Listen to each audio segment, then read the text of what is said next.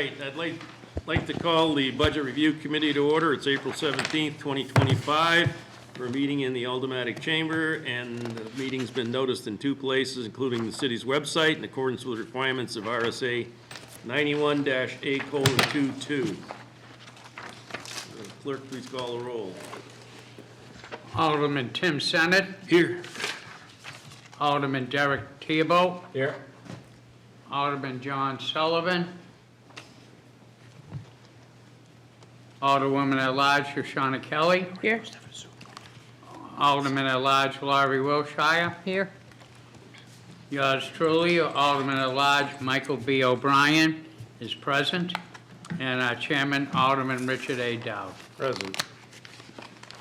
Also present. Also present is John Griffin, CFO, Treasurer, and Tax Collector.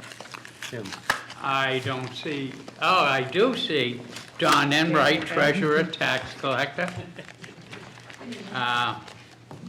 We have Mr. Tim Cummings from Administrative Services. And that's it, I think. All for right. now. Communications, Communications, there are none. unfinished business, There is none. new business resolutions, There is none. new business ordinances, There is none. tabled in committee. Mr. Chairman, I'd like to make the motion to remove from the table R-25143, which is the fiscal year 2026 budget. Motion is to remove the budget from the table, R-25-143. All those in favor signify by saying aye. Aye. Opposed? Motion carries. First item is the budget, R-25-143. This evening, we'll be starting with Department 118. Revenues are on page 1, 12, and 13, and appropriations on page 69. Might as well both come up and sit. What'd you say? What number is it? Can you say the page numbers again? Can you say the page numbers again? Oh, revenues are on page 1, 12, 13, and appropriations are on 69 for other general government.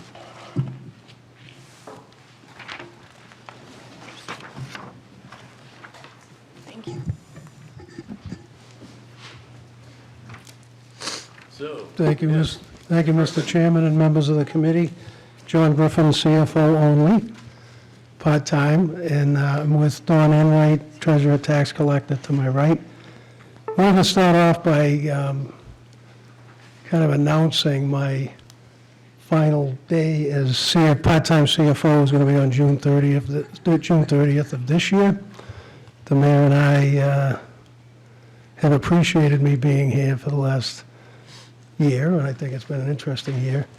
But he and I both agreed that on June 30th of this year, it would be okay for me to leave as CFO, but he asked me, and I appreciate him doing that, he'd like me to come back for a 6-month transition period with the new CFO. Now, with regard to the new CFO, the mayor will be posting that position shortly. Go through a search, and he's indicated that at prior meetings when asked. But I want to thank everybody here, everybody out there, that it's been a great pleasure to be the CFO since 2010. Certainly gone through a lot, and I've appreciated all of my staff who I've worked with through the years. Financial services comprises treasury tax collecting, financial reporting, accounts payable, financial management, motor vehicle, a lot of great people that I've worked with. And I always remember the pandemic when we were giving out tickets outside, and under the leadership of Debbie Martell, the supervisor, they went through an audit where there was only one decal missing, and they moved from downstairs to upstairs to back. And as the state of New Hampshire is apt to do, they charge us for the decal. A little bit of levity. With regard to the budget itself, Mr. Chairman, on page 1, that's there just to note that that's where the revenues are for the entire general fund. Page 1 starts off with city clerk, et cetera. and culminates with a total on the second page of about $100 million of local revenue. And we'll go through some of the financial revenues, but that's a critical piece of helping us maintain a reasonable tax base, tax rate. With regard to, if anybody has any questions on the revenue on page 1 and 2, I'd be happy to answer it, but I'm having a hard time hearing you. Is your Oh, mic on? it's green. Is that, Are you, am I the only one? Okay, I'll try to speak up a little bit. I have a cold, unfortunately. I'm sorry. I guess the question was, is there any questions Yeah, on right. page 1?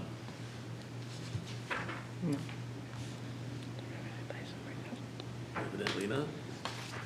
I would say that you folks generally ask questions of the various departments, and they'll be happy to give you the answers on their respective revenues. Mr. Chairman, we go to page 13? Well, Well,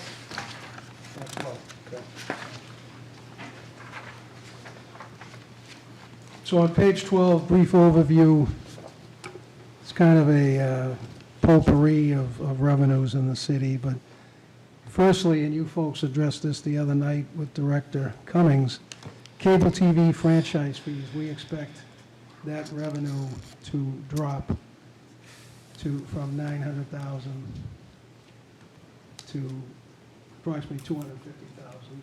I think, as Director Cummings said, there's more to discuss with regard to that cable TV franchise fee and the public channels. I'd like to highlight some miscellaneous revenues. The first one I'd like to highlight is line 45,820. It's titled National Center for the Arts Capital Reserve Fund Contributions. There's been a lot of discussion about this particular line item. This is a line item that captures the revenue coming from the NCA Board of Trustees by Spectacle Management is most of it. There's a $25,000 amount that we expect every year for a gala that is held, I believe, in the September timeframe. These monies come into the city's revenue, and as I will show you in the interfund transfers, that's when it's you folks are appropriating those monies into the Center for the Arts Capital Reserve Fund, but I'll speak to that when we get to that. The other item, a little bit further down, 45885, distributions. I'm pleased to report that through the efforts of the members of the NPAC Board of Trustees, we're able to get our first distribution from NPAC, and you'll see that in the second column, which is about $409,750. By way of background, what happens is the city pays rent to NPAC, $500,000, and we get a portion of that back through a distribution after the audit is successfully done. So this particular year, we get $409,000. I'm estimating $545,000 in fiscal '26. Anybody has any questions on the other items, I'd be happy to answer them. questions on the motion? That means, Kelly? I would take that gladly. She's lovely, but I am Alderman Kelly. So I just want to make sure I understand the distribution with the NPAC since you brought it up.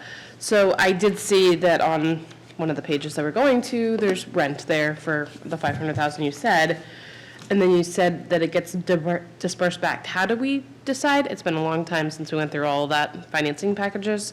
So if you could remind me how they decide how much they give back to us, that would be helpful. So after a certain calendar year, we're required, and this is the first year, 2023, they had an audit done. They passed the audit, there's certain requirements that limits the distribution. Basically, what we're getting back is a portion of the rent, a substantial portion of the rent, and we're getting back 100% of, there's a page coming up, 100% of the equipment rental. Equipment rental is $165,000 a year. So essentially what these things are is we pay the money, but we get most of it back. Okay. The NPAC Corp., they're the ones that vote to give us these distributions. Any other questions? Okay. Okay, thank you. On that page, we talked about the cable TV. But are we really thinking it's going to go that low, or are we just speculating it's going to be that low? Mr. Chairman, if I may, I did watch the meeting the other night, Administrative Services, where Director Cummings introduced the concept of, or the budget for PEG. And at that point in time, he indicated that there was decisions that need to be made on how much of the cable franchise fees would go to the PEG department. And the remainder, which we're budgeting very conservatively, is $250,000. Okay. I think you'll have more discussion on that at some point, but for the purposes of this particular budget, we're budgeting $250,000. Okay. Thank you. So no other questions on page 12? Alderman Thibodeau? Tebow. Thibodeau's not here. Tebow. Thank you, Mr. Chair. I assume, so do we normally budget for revenue for the opioid funds, and are we not budgeting now because we think we're not going to, they're done, right? We're not getting anything from that, or we just never budget because we're not sure how much we're going to get? Mr. Chairman, there's Yes. 2 points there. One is we don't know how much we're going to get, but secondly, when we get the monies, we can't spend the monies unless we appropriate it into the opioid fund. So we could have put a number in here, but it's not, it immediately gets, or close to immediately, it gets transferred through an appropriation, supplemental appropriation that the Board of Aldermen has to approve to get it into the opioid fund for expenditure. Okay, thank you. But is it We part- do anticipate to get opioid distributions. Okay. Yeah. But since it's in the budget book for '25, do we not need to somehow address it in the budget for '26, even though it goes in one door and out the other, or? I would say we probably knew that number when we put the 25 budget in, so that's why we put it in and then it comes out. But it's not necessary. It will come in and it will be on this line, but it won't be transferred out All right, from the vote of the Board of Aldermen. Alderman O'Brien? Yeah, Mr. Griffin, what about the old trick of putting $1 into the account to hold the space? Does that work for the municipality? That's, Mr. Chairman, Yes. Alderman O'Brien, that was almost a requirement very, very long time ago. Long time ago, meaning like my first year here. Yeah, well, okay, I'm 2010, dating but myself. For those but- that are wondering, I remember.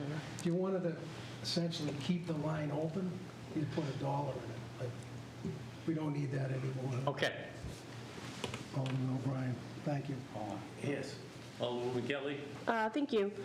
So 45356, that's the Court Street rental income. I was just interested in the fact that it went up over 20,000. Do we know why? And then you're budgeting less than that.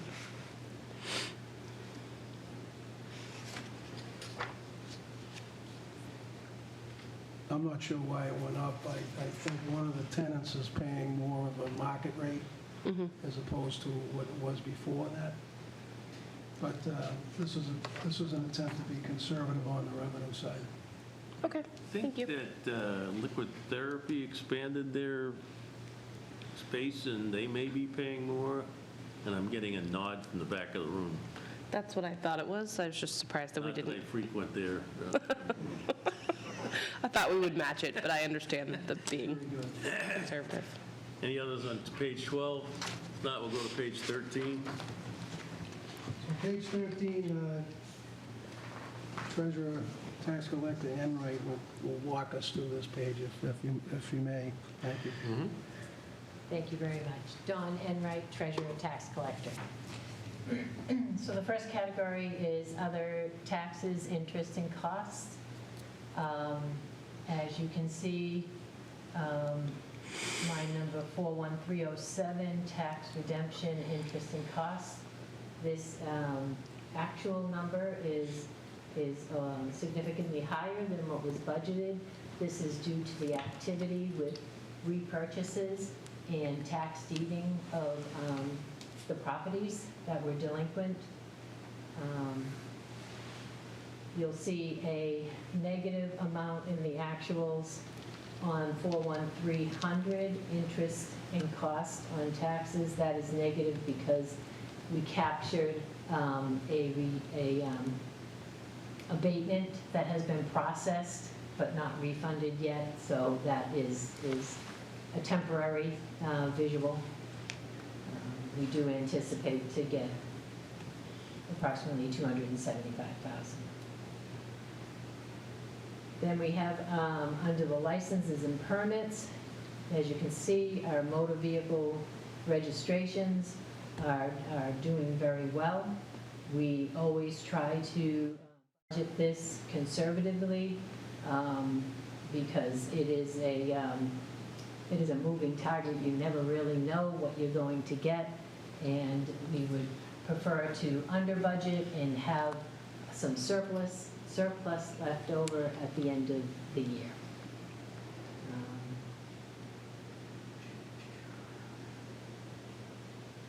Those are the big ticket items there. Then if we go down to intergovernmental revenues, we are level budgeting for rooms and meals. I apologize, not level budgeting, we're actually budgeting what we received this year, which is the $9 million, which is slightly higher than what was budgeted last year. And railroad tax, we're not anticipating any railroad tax this year, so that's why you don't see any revenues there. Then if you go to charges and services, you have the motor vehicle reclamation admin fee. That is the amount that we collect on motor vehicle registrations that can be transferred for the use of in the streets, and we transfer that amount to that area. Miscellaneous revenue. We have interest income that is tracking very well this year because of the activity with the delinquent collections that has been going on in relation to the tax deeding as well. We budgeted that conservatively because we anticipate as we go forward, people are going to start to be more current on their taxes and less interest will be collected.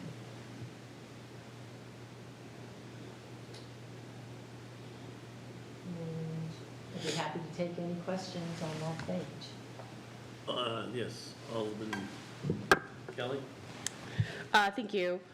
So, talk to me about fish hatcheries. We've put money in last year, we didn't use it, then we put money in again. What's going on there? We are anticipating to receive those revenues. We just haven't received them yet this year. So we anticipate to. I see, we still get it. And does that go to the one that's like right across from Hannaford? There's a hatchery there? It's revenues that we receive for the hatchery. For that, and then okay, great. If I could, one more question? Follow-up question? Bond premiums. Yes. you explain? Certainly.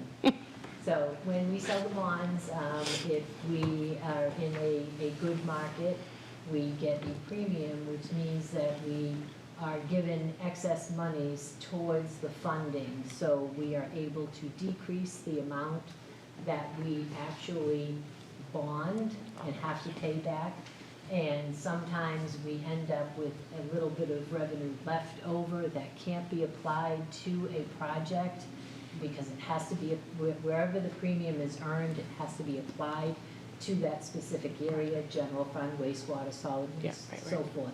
And if there isn't an area in which we can apply it, then we recognize it as bond revenue. Thank you very much. Yes, Alderman Tebow. Thank you, Mr. Chair. So it seems like in general here, we're very conservative. I mean, the rooms and meals tax, for instance, we're already at 9 million, and we still got a couple months to go to get that even probably higher. It'd probably be close to 10 million by that point, 9.5 or something like that. When I look at this whole thing, actuals are like at 28 million. Proposed is about 26 million. We still got a couple months to go. We could be talking about, being less conservative by about 4 to 5 million less than what we're actually going to take in this year. Is that just being conservative, or is there, does it benefit us? Like, I don't know if it benefits us or not, but does it benefit us to anticipate more revenue than we might actually end up with? Or is it better to play very conservative in the whole property tax type of thing? Mr. Griffin? Mr. Chairman, very good question. With regard to the rooms and meals, we've already been paid for that. That's prescribed, that's put on our MS documents, Okay. DOE documents. With regard to being very conservative on motor vehicle and very conservative on interest income, I remember explaining this to Alderman Jettie a few years ago. You actually, with the type of model we have,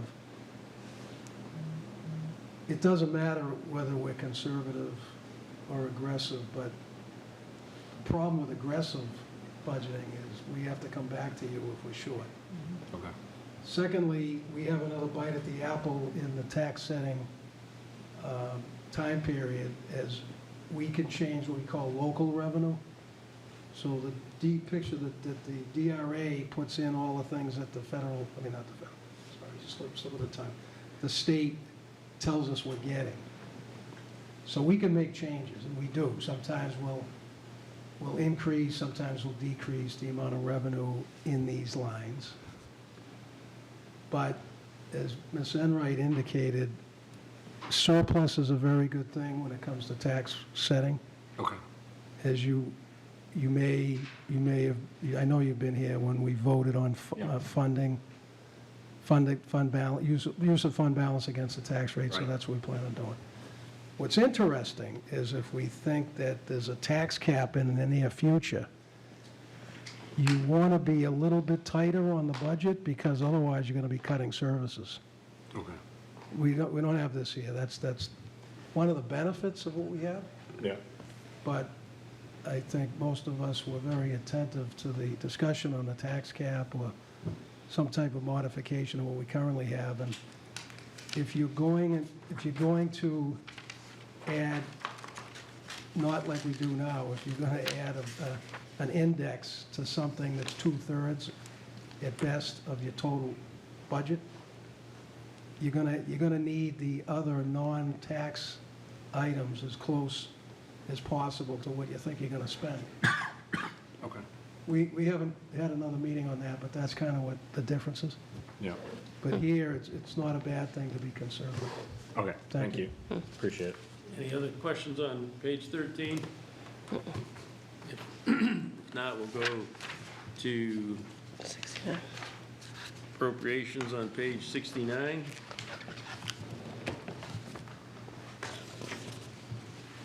Which we may have already discussed inadvertently.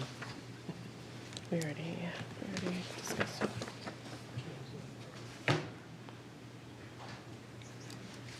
That's rent rent for the Center of the Arts. We already discussed it, yeah. Oh, yes, Mr. Chairman, this is the area that we placed the appropriation side of the funding and the financing related to the Nashua Center for the Arts. So as you could see on the first line, 700,000 is the sum of 500,000 plus approximately 200,000 in property taxes, referred to as supplemental rent. If you picture NPAC, they don't have money to pay the taxes. So what happens is we figure out what the bill is, we send them the money so they can pay the bill. It's a clever way of making sure we get paid for the, but we're actually paying ourselves. I mean, that's one of the nuances. It's worked well since we began with the Center for the Arts. And the equipment lease essentially is paid quarterly, and we get reimbursed the entire amount. But you have to, the Board of Aldermen needs to appropriate these monies to, because it's an authorization to spend, and then as we did on the first page, the first one we went over, is we get revenue back, most of the rent and all of the equipment lease rent comes back to us. Thank you. So this works out well if they're doing well with their performances. Is it an issue if they aren't? But I know that from everything I've heard, they're doing really well. Mr. Chairman, this page here has nothing to do with how great a venue it is, how great the performances are, whatever. Where that comes into play is, we're going to get to it, but the monies that come from the spectacle management and the gala go into the capital reserve for future expenses related to the facility. Any questions on that page? Seeing none, we'll move on to page 70. Page 70 is Finance Service Division. Page 70 is the financial services that combines all of the departments I mentioned, with the addition, I forgot the great department is the tax collecting department. I didn't mention them. They're the ones that help us collect wastewater, tax, and everything else we need to bill. So from an overall perspective, the financial services budget is 3%, coming in a guideline. I listened to the meeting the other night and wanted to prepare for Alderwoman Kelly, and pretty much flat from a standpoint of personnel of 23.5 individuals. What will happen, what happened in fiscal '25 is we have a few vacancies, only 2, but we're still actively pursuing filling those vacancies. With regard to wages part-time, that's where I'm going to be housed next year. I was housed there this year too, but I reduced my pay, which is good. And then the other items are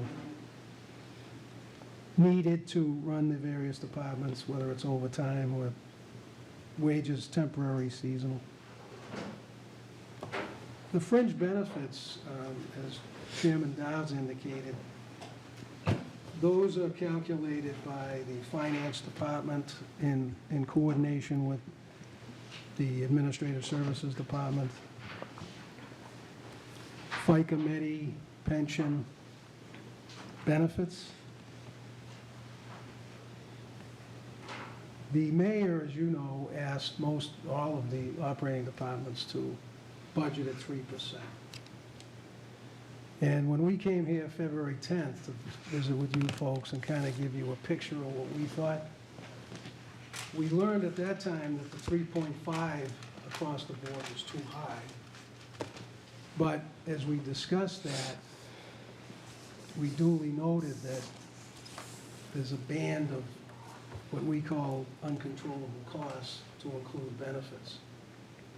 So working with Administrative Services Director Cummings, Chief of Staff Karen, Ms. Enright, and the mayor, we worked on, should we, if we want to go 3% total with benefits, we'd have to give a guidance of 2%. But I think you're going to find most of the departments cannot operate with a 2% increase in wages, let alone 2% increase in their entire budget. So just to let the group know and the public, we always knew on our modeling that a 3% increase is like for us, it's 3.8. Because the benefits, medical benefits are going up 9%. We've done fairly well. Alderman O'Brien, we always love to talk about NHRS. They've actually been quite consistent on their employer rates. We were sitting in these chairs 3 to 4 years ago. We had double-digit increases in the employer rate. So fortunately, that's under control. But, so we're putting the benefits, FICA Medi pension, in all of these budgets, so you folks are approving the appropriation into these budgets. And what Director Cummings and his team did the other night, he showed you the benefit internal service fund, which captures all the information. But this is where you're appropriating these dollars into these various budgets.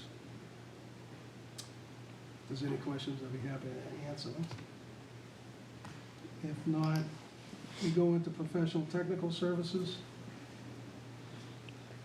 We have accounting and auditing services that typically we have and fund through this department. Consulting services, where we haven't spent anything, but we've increased it by $25,000. In speaking with Comptroller Evans today, we're unsure if we need to spend more money with the auditors or other Lawson-type experts on the financial side. So we wanted to put that number in there and explain that to the committee.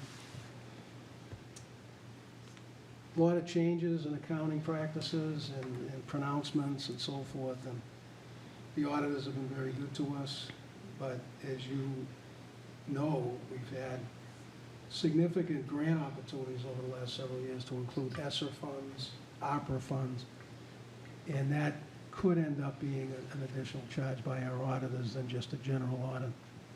In any contract you have with these professional services auditing firms, they add that, to the extent we need to do more testing and so forth.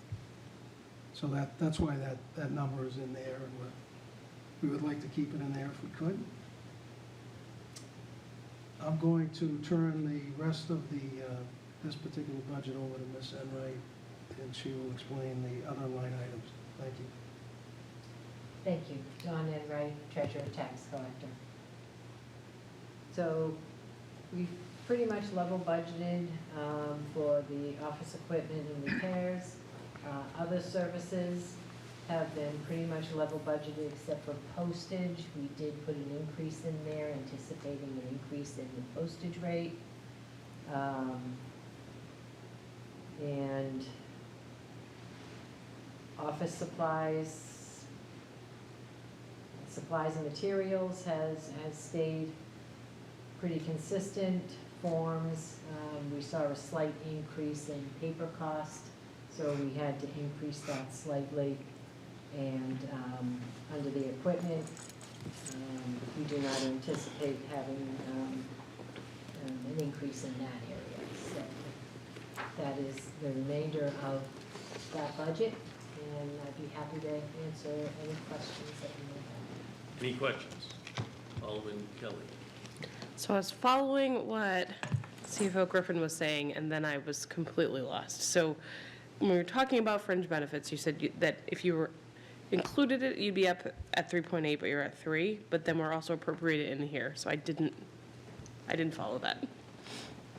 Okay, I'll take another shot at it, Mr. Chairman. So for several years, when the mayor gives his guidance, he doesn't include the fringe benefits. Mm-hmm. Because, one, it's difficult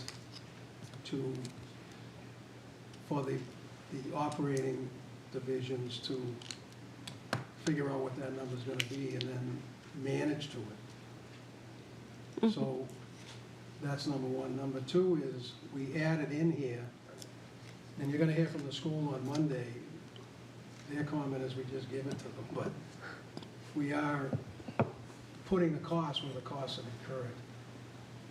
What might have confused you is when the messaging goes out from the mayor, 3%, we know, past practice, we're not asking the police department, let's say, to come in with 3% increase, including the increases in the benefits. So everything we're saying is minus the fringe benefits, Right. Right. So but they're here. they're here because we need to appropriate them in the. Okay. Thank you. I was I was thinking- just I not was- following. The other thing I was thinking of is to make it clear is, but it would kind of destroy the cadence of these account numbers, but move this section below, have like a subtotal, and then move this below. But Got it. when I was thinking of providing this particular budget in Excel format, I would have done that. Yeah, I understand now.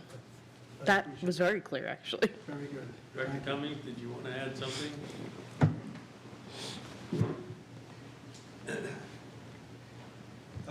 Thank you again, Tim Cummings, Director of Administrative Services. I was just going to supplement what CFO Griffin was saying by basically also helping to further explain that when we show the internal services fund, that $47 million figure last year, that's $53 million starting in FY '26 that we're projecting. That's really for demonstration purposes. It's just to kind of show the aggregate total and how it's increasing year over year, but really it's getting appropriated in the internal budgets, as CFO Griffin said. So from a management perspective, you may want to just see how that increases.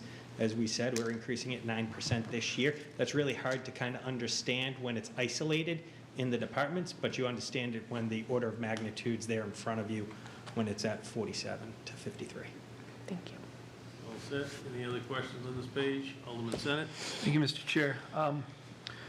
CFO Griffin, I understand what you were saying in regard to the potential for additional audit testing in regard to the, especially with, like you said, a lot of the grants that we'd receive, the ESSER funds, things of that nature. I was just hoping you could clarify a little bit, because from my understanding, that would be additional auditing services on line 53114. I'm still just, I'm trying to wrap my head around the tripling of the consulting services over last year. Would you be reaching out to outside consultants to help navigate that audit? Mr. Chairman, if I Yes. may, I'm not sure if it's going to be an audit or consulting with Lawson, Legacy Financial System, or some other consulting, but if we did pay the auditors based on additional work, we'd charge it, we'd actually physically charge it to the auditing line. Mm-hmm. So that would go up, that would be over budget, and the consulting line would pick up that amount. Right. But you're, Within the two digits, we can spend more, we can overspend one line and underspend another. all right, We wouldn't necessarily have to transfer it up to that line. right. Follow on? Follow-up, yes, thank you. I guess in regard to that, my only other question would be, I know the ESSER funds were sort of a rolling process for a few years. Is there any sort of indicator or any reason why you are budgeting in anticipation for this now versus, say, the prior year or the year before that?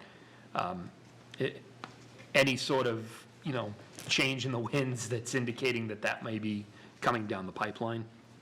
So I use that as an example, but with the transition that we're going to have for me not being there, there may be some needs, additional consulting folks that we retain. Not sure yet. We wanted to be cautious Sure. with that. And as Ms. Enright indicated, everything else is level funded. Yeah. So what could happen, if something happens down below that line, we can move money from that consulting, we can move budget from the consulting line down to like forms or postage or some things like that. So it provides a little bit more flexibility for us. Okay, thank you. You're welcome. Any additional questions on this page? All right, the next is page 81, hydrant fees, fire protection. The letter was submitted, and you all have a copy of the letter, but are there any particular questions on this line or not? Seeing none. And also same for street lighting, which is page 82. If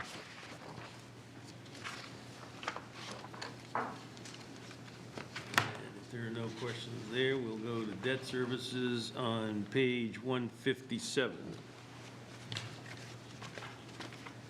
Mr. Chairman, I did want to go to a prior page for debt service, if we may. Page 115. So page 115, Ms. Enright will speak to debt service area. Thank you, John Enright, Treasurer and Tax Collector. So you can see that the debt service has increased slightly from last year. It's just the level of debt that we have outstanding and the principal and interest payments that are due. The issuance cost is level funded as our contracts are still valid. We don't anticipate any increases. And the other debt costs is for printing and so forth. If you want to see the schedules for the debt service, that would be on page 157.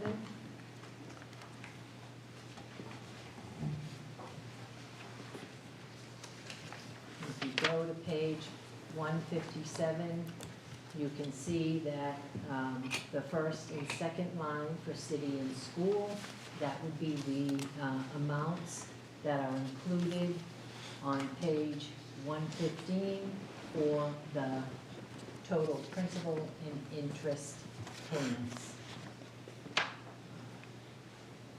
The rest of the debt service that is paid, solid waste and wastewater, are paid out of the enterprise funds.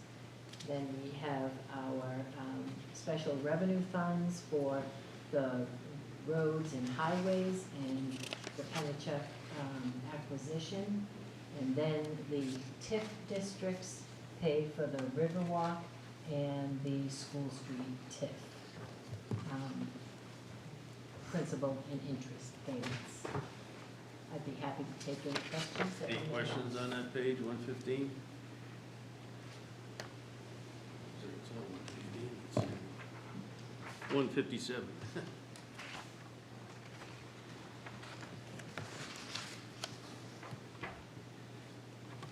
I think at some point you provided us with a chart showing maybe it was John that did it, showing where the debt service has gone over time and where it seems to be going.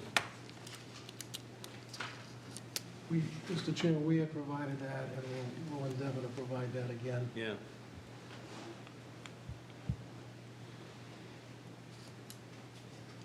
Questions?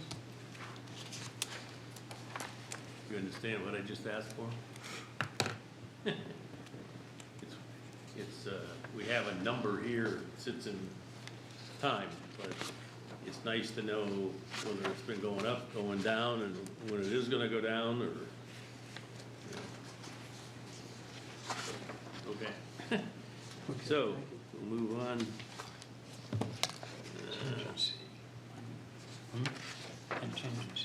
Contingency on 116. Mr. Chairman, contingency is a typical appropriation every year, general contingency. That is for unanticipated or unexpected expenditures that can be funded out of this. How it would work mechanically is the Board of Aldermen would transfer the money from this particular account to another account as needed. I think we've done that several times. You have, yep. The The contingency for police grants, as the police department has indicated, those grants, they're not gonna get those. They're funding it through their operating budget, but they'll be able to explain that. There's another line item here that's typically here, and it's called funding for negotiations. This particular year, we've worked with the school department, school district. They'll be coming in Monday. We kept their contingencies in their budget because the optics would look awful. We'd basically be taking their contingencies that they built into their budget and moved it into this on the city side. So what the school district has done is they've got their regular salaries and wages and everything else, and they have a line called salary adjustments. And they'll point that out to you, that they've set aside money appropriately for the collective bargaining agreements that they're currently negotiating. So my only concern there is that number of contingency adds to their budget, but if they don't spend it all, they can use the balance of that contingency account on anything they want, correct? Whereas if we kept the contingency in the city's budget, they have to ask us for it. Right. They could, but the likelihood of them not spending it on their collective bargaining units is remote.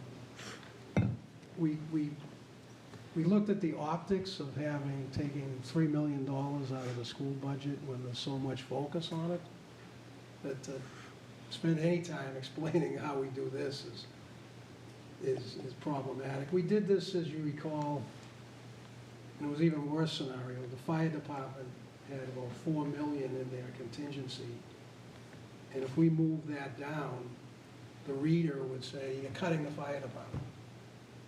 And we're not. Plus, they negotiated in good faith, the numbers came out right. It's something that was done years ago, and what I was told is, you don't want to let the union know how much you have. And when I think we're well beyond that, I think people understand what the tolerances are. So I think I attribute everybody to understanding this. So- But I wanted to point it out because the school department, the school district will be coming in. So it's the school department, just like every other group that has a contingency for negotiations, they have to stay within that number, because if they don't, they have to come back to us and ask for more money. If it's material, what Chairman Dowd's indicating is if we put aside X and it's X plus Y, they either have to absorb that in their budget, or they do have to come back and get a supplemental appropriation. Thank you. Any questions on that, or everybody understands that? Okay.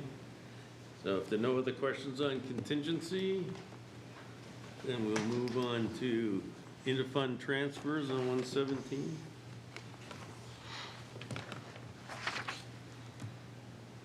Mr. Chairman, if I may, Yes.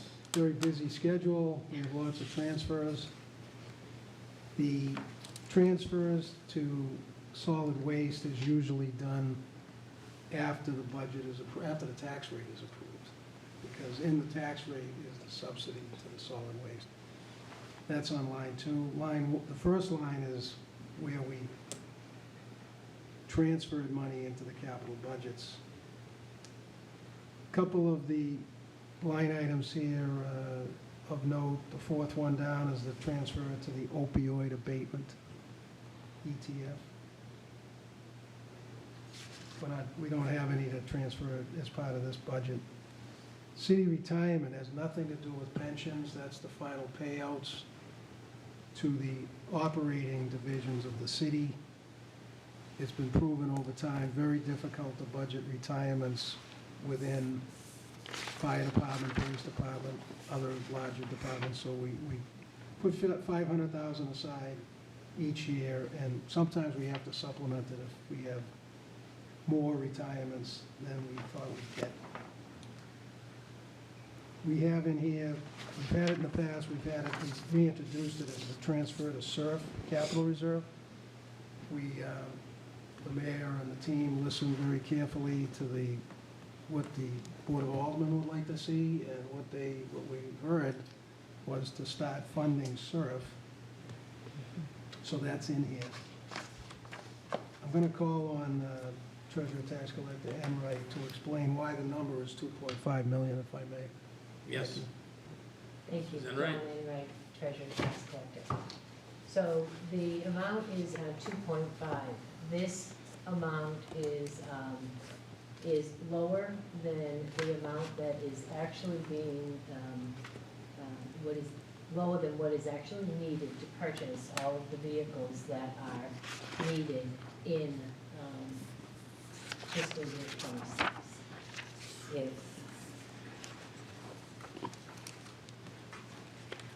we'll be looking at the schedule itself a little bit later, so I won't get into the schedule right now, but it is less.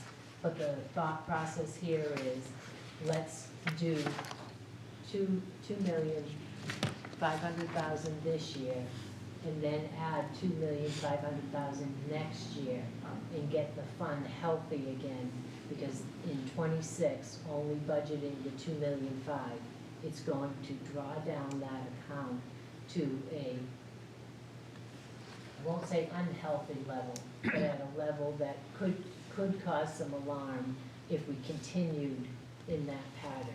But we didn't want to overburden this budget with the 5 million that really should be recommended to keep the fund healthy.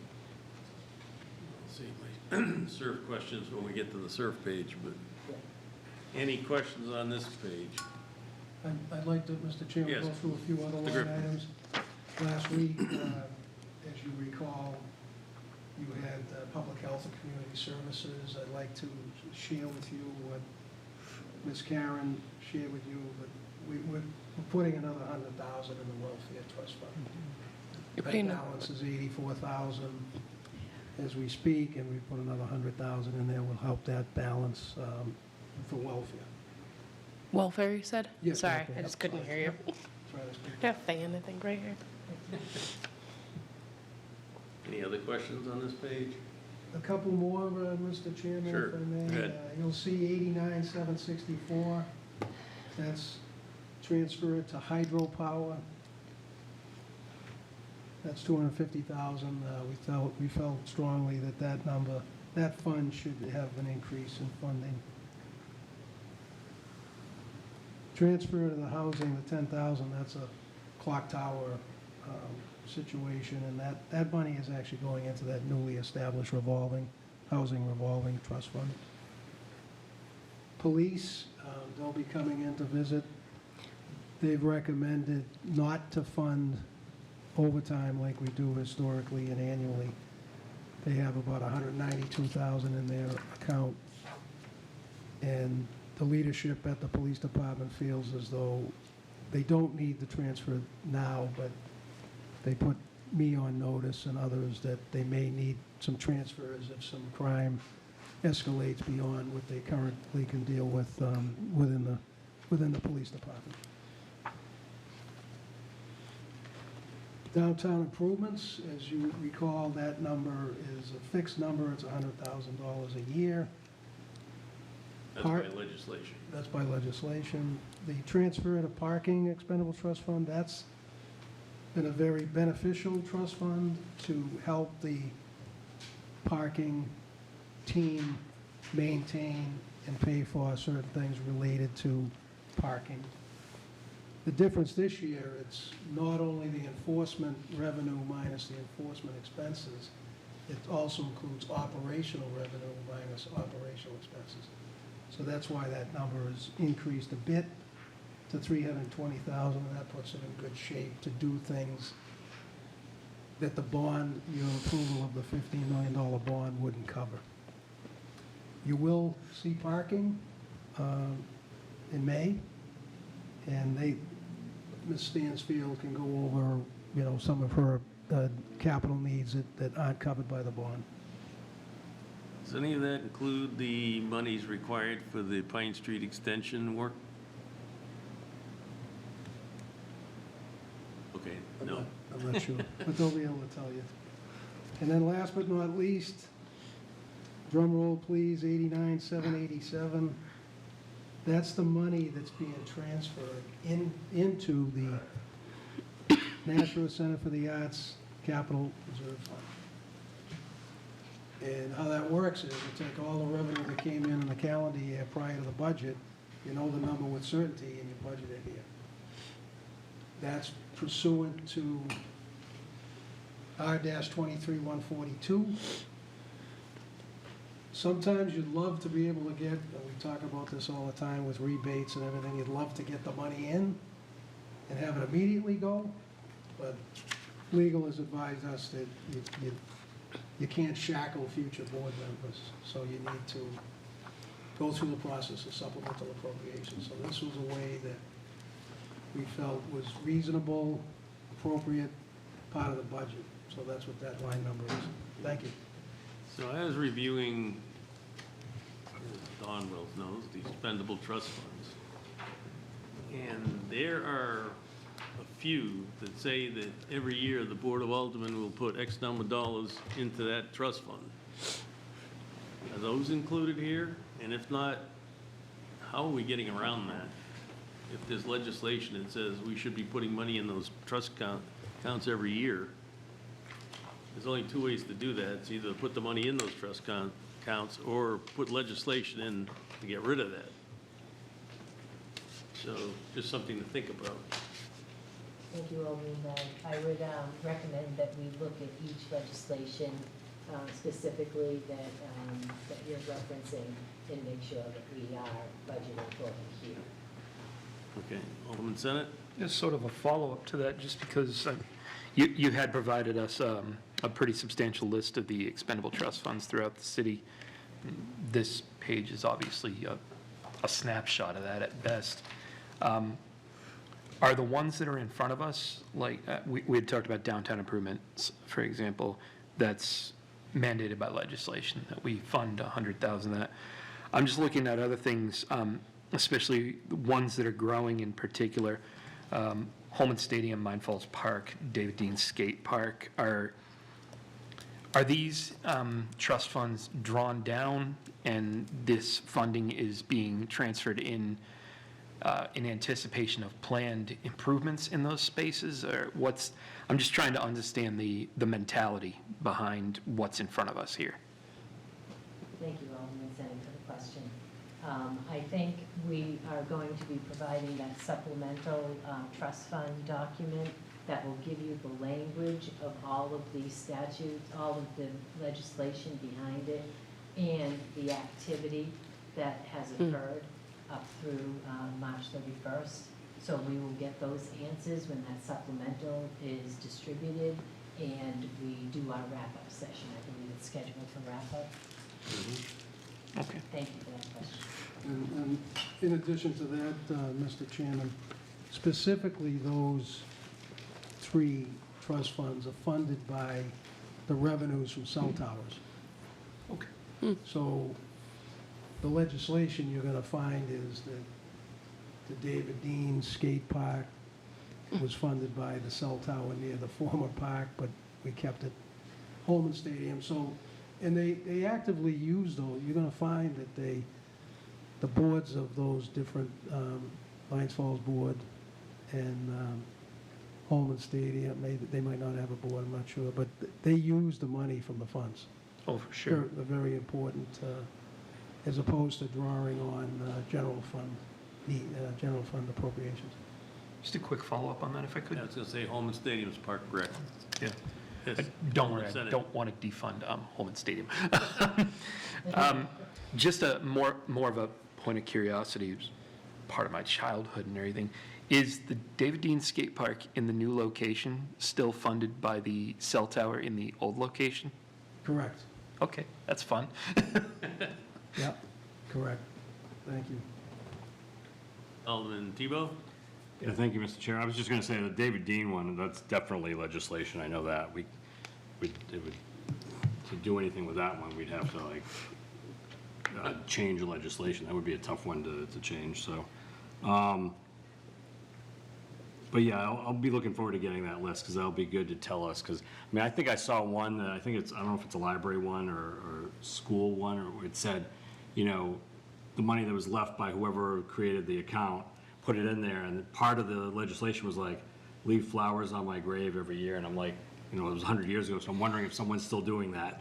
So it'd be good to look at those things to see if, we're actually following the legislation, or if there's things we can do to alter some of them where money can go somewhere else, Certainly. Subject for another evening. Yeah. Okay, if there are no more questions in that area, then we will go to capital improvements on 118 and 119.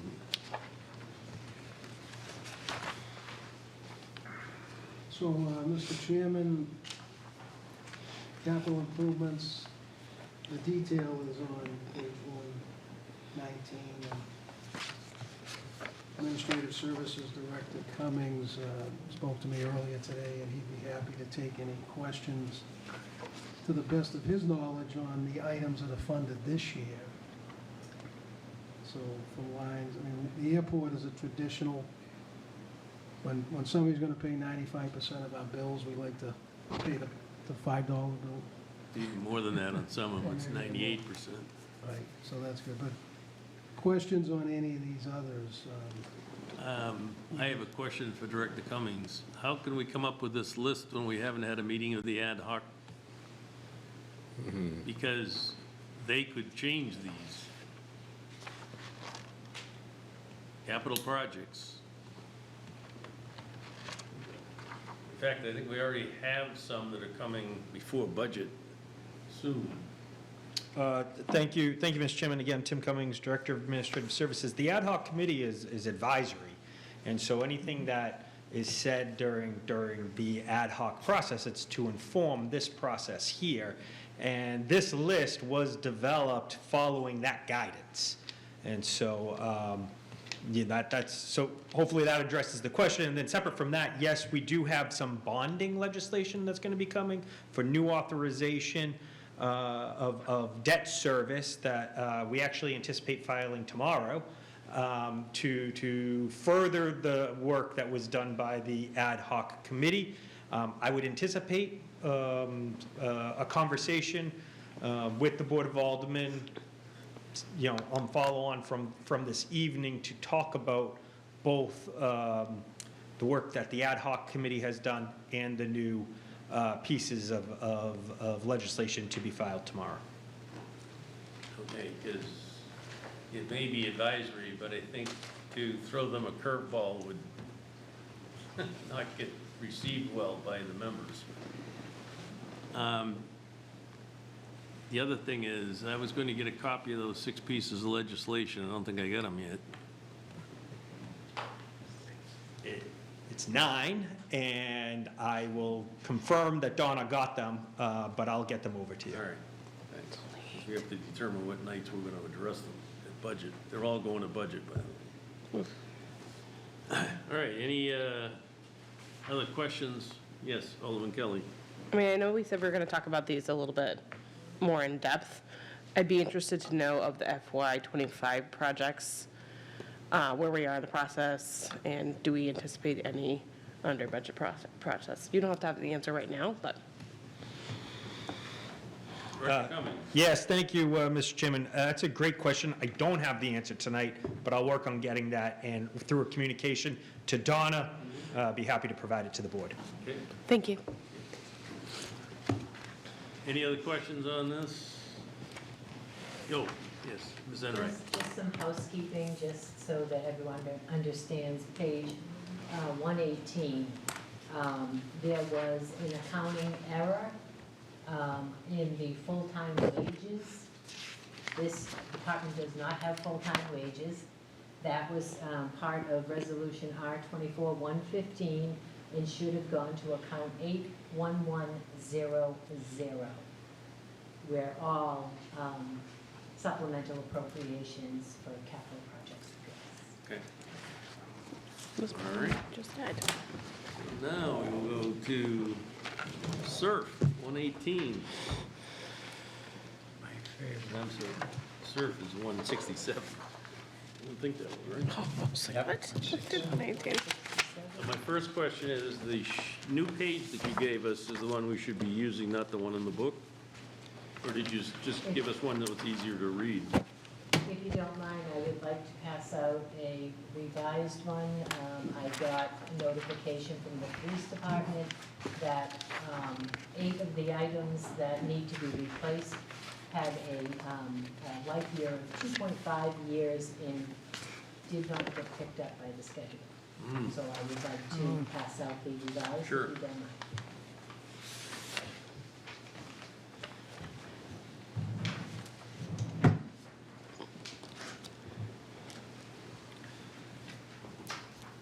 Thank you.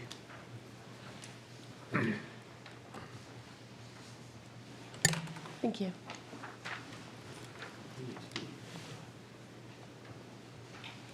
Yeah, two, thank you.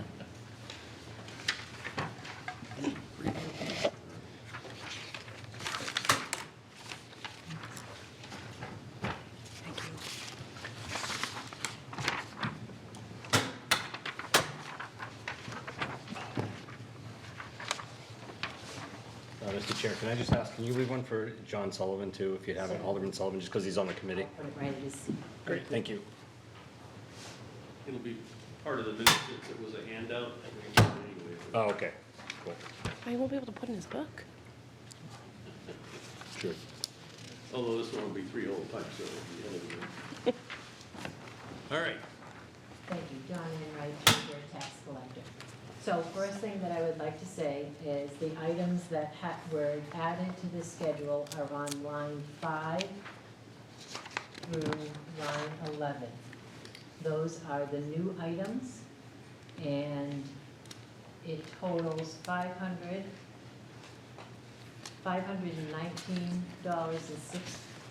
I'm sorry, $519,633 for those items. I'm happy to report that with those items added, we do not need to increase the request for the $2.5 million. We have proven that the account will stay in fair standings if we do not increase it. So if we go to the second page of the schedule, you will see that the total amount of purchases that are needed in the 2026 budget is $11,469,908.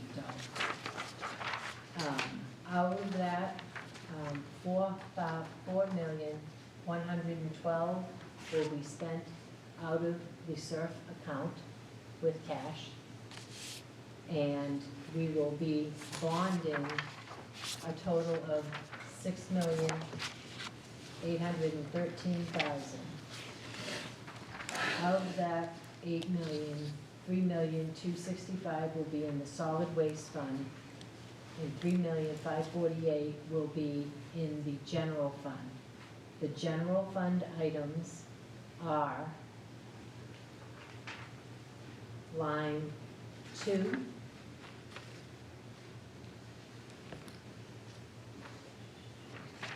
$37, $38, and $42. So it is the breathing apparatus for the fire department, 2 freight liners for the street department, as well as a loader tractor.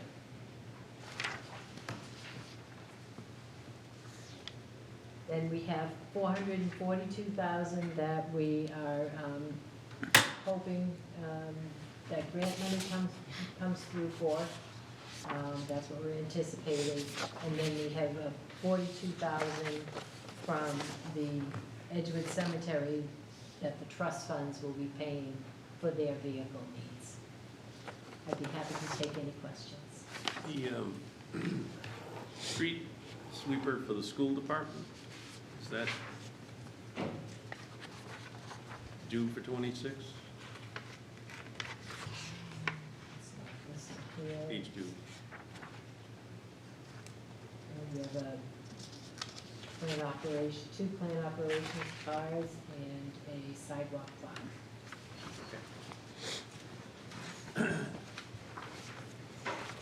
Alderwoman Kelly? Shelley?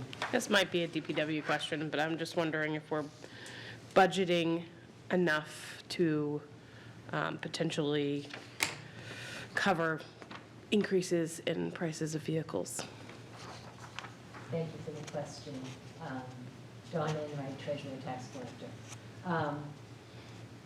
Joanne Bover and I sat down with each department and reviewed all of the vehicles and the repurchase costs, and we asked them to go back and analyze whether or not it would be sufficient. We do an escalator of 5% year over year to estimate how much it's going to cost.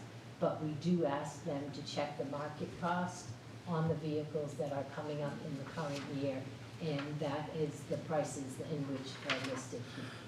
If I could follow up. I know in the past, sometimes, maybe it was a fire truck, we've anticipated costs going up and bought in advance. Do we have any of those discussions? Sorry. Thank you for the question.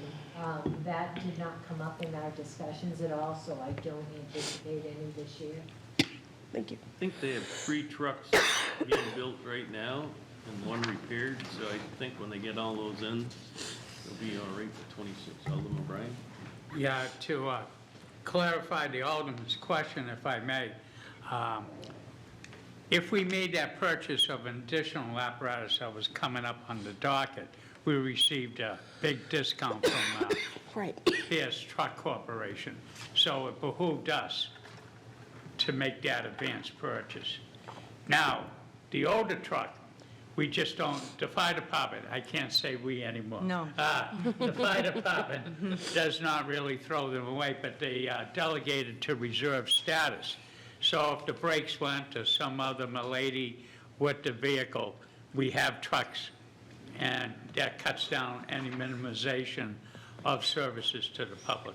Thank you. We also use the backup trucks when the new trucks have to go in for regular maintenance, like changing tires and things, because they can't slap tires on an heartbeat, so the backups cover for that.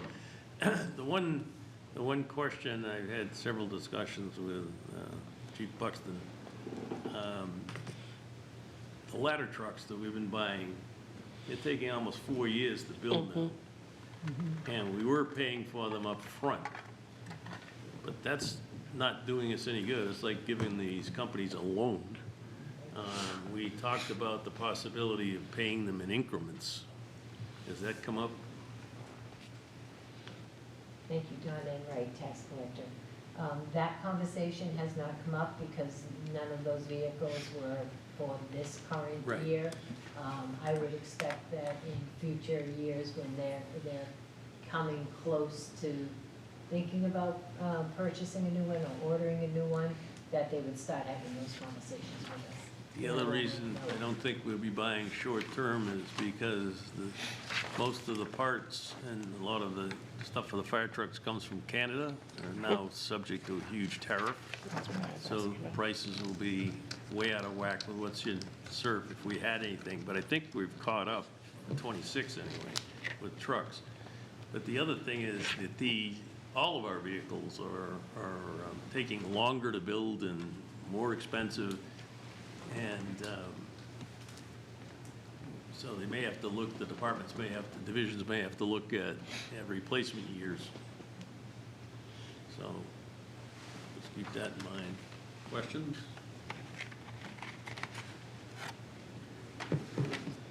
All set on turf? All right. Well, I think that, yes, Mr. Griffin. Mr. Chairman, I wouldn't be doing my job here if I didn't talk about the combined annual municipal budget calculation.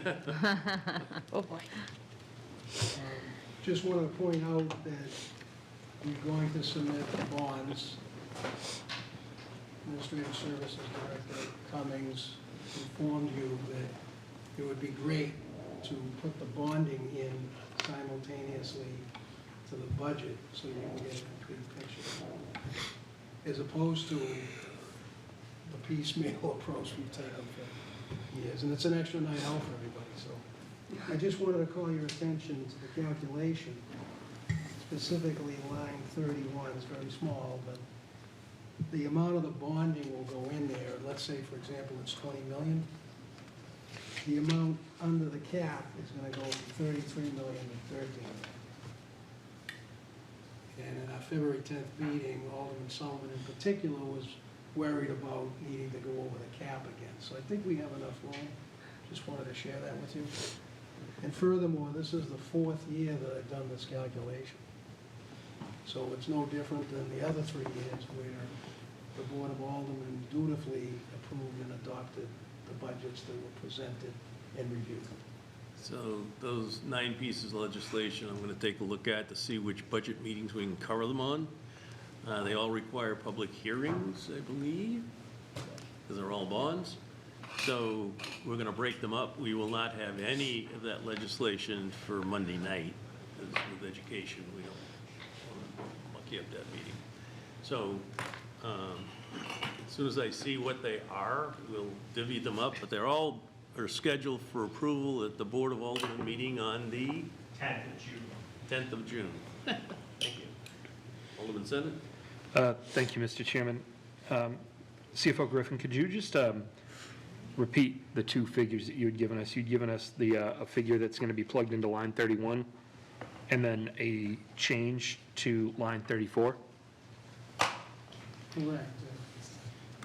When you add whatever the number is into line 31, Yeah. it's going to reduce the amount available under the cap. And I used the assumption it's 20 million. Mm-hmm. So the cap space will go from 33 million to 13 million. 13, thank you. Yes, Alderman Kelly? Thank you. As much for me as potentially others listening, can you talk to us about the percentage I see here versus the 6% that people are hearing versus what that actually means for your tax rate and how that gets calculated at the end of this? So as the mayor indicated, the budget, the general fund budget's up 5.84%. When we go through the year and we review surplus, other revenues, we get to the tax rate, that will determine the percentage increase from last year. So, good question on the front end was from Alderman Tebow, would it be great to budget like 106 million instead of 100 million? It's not really going to matter. What's going to matter is how we generate over the next several years, several months, the fiscal 25 surpluses and apply them to the tax rate. Also, for explanation of the general public, we don't set the tax rate. That's set by the state.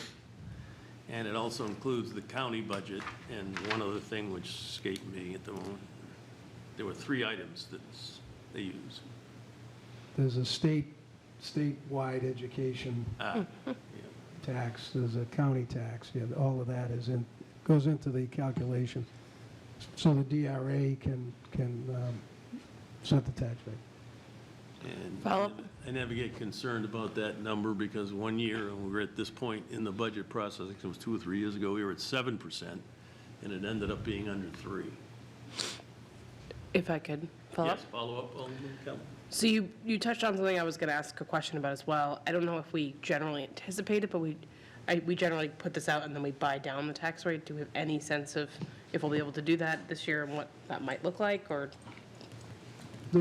My review with Treasurer Enright, the motor vehicle revenue and interest income, those 2 numbers are going to go a great way to applying anywhere between 4 and 6 million against the cap, against the rate. The budget keeps going up, but every 2.5 million you can say is 1% on the tax rate. So right now, there are a number of people buying new cars because of the tariffs. And if you see the lines outside the registration area, you'll see that number's probably growing pretty good. So there'll be excess monies in that account at the end of the year, and we'd always put some to buy down the tax rate. If I could follow up, I'll be in that line myself. I just swapped two cars. So just making sure I follow the math. So you said you think there's conservatively between 4 and 6 million we could put against the tax rate in those surpluses. And you said 2.5 million is about 1%, so we might bring it down a couple percentage? Correct. Great, thank you. But I would add, I'd be remiss not speaking about the current events in the country and the current events in the state. So we're relying on representations of revenues. The mayor touched on a few of them when he introduced the budget, but rooms and meals, Medicaid reimbursement, general aid to the school districts. I don't know if that's really safe, but we're counting on it. $65 million from what's called state adequacy aid. Can I follow up? Follow up.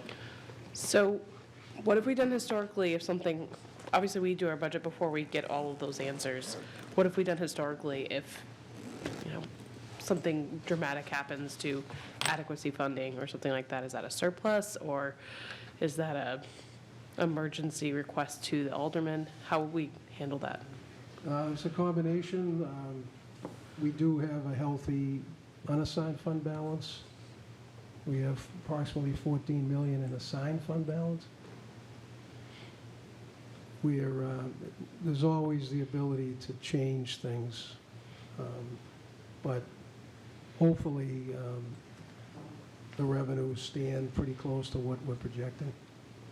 The state is they're the ones giving us the estimates. Okay. So, but watching everything closely, it's difficult. And those of us that rely on grant funding and other things, I mean, I follow very closely the potential cuts to Medicaid because I'm very concerned about that. I have a daughter that works at a nursing home, and I have a daughter that teaches. I mean, it's across the map. So we're all watching very carefully. I'm trying not to look at my 401k and my 457 as a day trader, but you can't help but take a peek. In the union leader today, the governor is pushing the Senate to restore several items. One of them is Medicaid. And I have a feeling that they don't. She may veto the budget. We'll see where that goes. Okay, thank you. Any other questions? If not, Alderman O'Brien. Thank you, Mr. Chairman. I'd like to make the motion to adjourn. No. Oh. Excuse me, I'm a little ahead of myself. Might be a little popular, but, yes, a motion to table 25-143, which is the fiscal year 26 budget. Motion on the floor is to table the budget to the next budget meeting. All those in favor signify by saying aye. Aye. Opposed, motion carries. Next item is public comment. I don't think Director Cummings wants to say anything. He's not the public. General discussion? Seeing none. Remarks by Alderman? I don't know why we have both of these. I don't either. We gotta change that. All right, none, so now, Now I can go? Thank you. I would like to make the motion to adjourn. motion on the floor is to adjourn. All in favor signify by saying aye. Aye. Opposed? We're adjourned at 8:24 PM. Thank you, everyone.